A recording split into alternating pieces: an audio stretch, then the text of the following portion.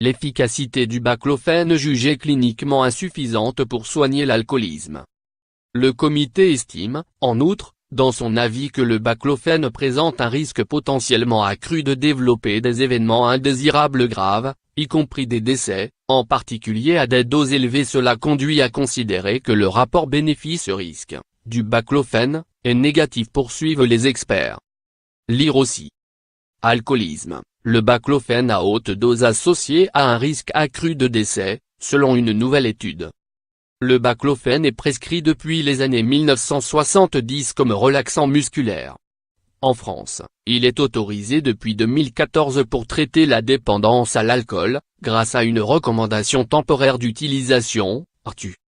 Il y a un an, un laboratoire, Ethypharm, a fait une demande d'autorisation de mise sur le marché, AM, afin de le commercialiser spécifiquement dans le traitement de l'alcoolisme.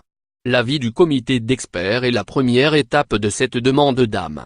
La prochaine sera la réunion, les 3 et 4 juillet, d'une commission temporaire qui auditionnera les sociétés savantes et les associations de patients concernés. Lançon souligne donc prudemment que l'avis des experts ne préjuge pas de la décision finale. Lire aussi. Baclofène pacifier la lutte contre l'alcoolisme.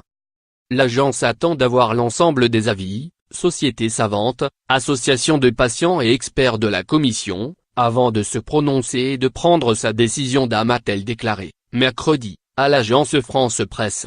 Selon elle, cette décision interviendra avant la fin de l'année. Pour autant, l'avis des experts mécontente les associations de patients.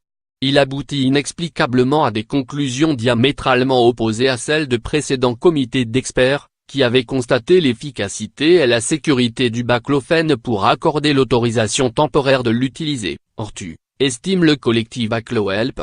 Les partisans du baclofène dénoncent notamment la composition du comité d'experts mandaté par Lançon, formé de 5 membres, dont aucun n'est addictologue ni psychiatre.